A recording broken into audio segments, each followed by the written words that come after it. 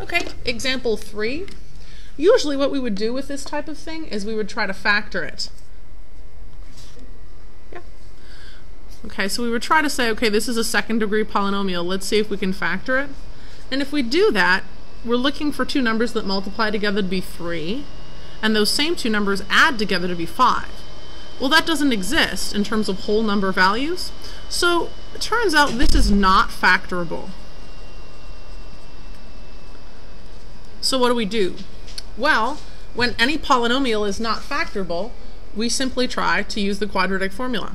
So the quadratic formula is negative b plus or minus the square root of b squared minus 4ac all over 2a.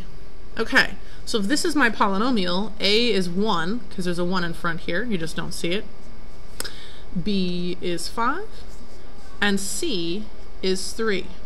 Now the big question is, what is this over here? It turns out that this is our variable term. So it's cosine of x that we're actually solving for when we substitute these numbers in. Okay, so I get negative 5 plus or minus the square root of 5 squared minus 4 times 1 times 3 all over 2 times 1. Alright, so negative 5 plus or minus the square root of 25 minus 12 all over 2. So we get negative 5 plus or minus the square root of 13 over 2. So that gives us the two answers that we're looking for. 5 plus negative 5 plus the square root of 13 over 2.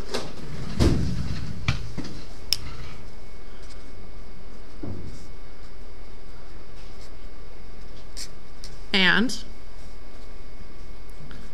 negative 5 minus the square root of 13 over 2. Okay, so if I find this on a calculator, it's approximately negative 0.6972. And if I find this on a calculator, it's negative 4.3028. Now, sine and cosine have certain margins. They can't be bigger than positive 1, and they can't be smaller than negative 1. So this value doesn't even exist. You can't say that cosine equals negative 4. So because it doesn't fit in this range of values that sine and cosine are defined in. So we're just going to toss this value out as being wrong. So the only one we've got left to work with here is the cosine of x equaling negative 0.6972. So I'm going to go ahead to the next page and just work with that value.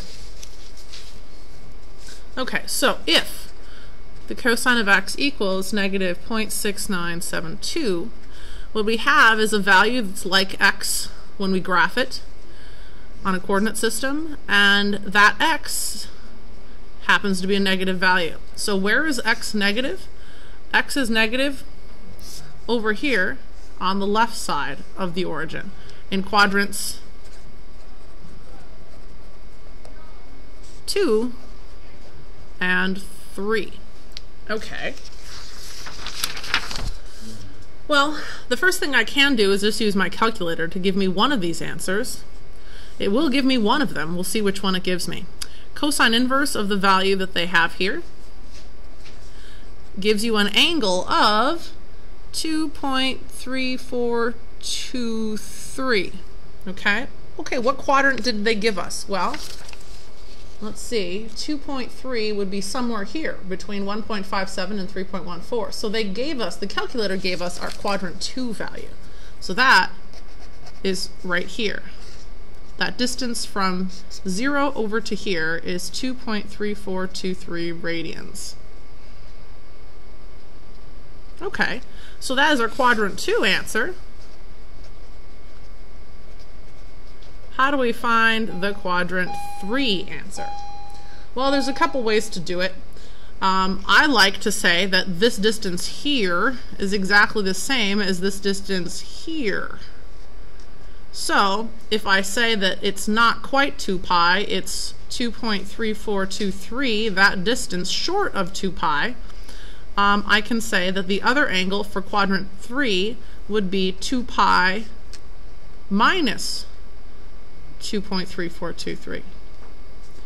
So this would give me my fourth quadrant answer of 3.9409. Again, these are approximate.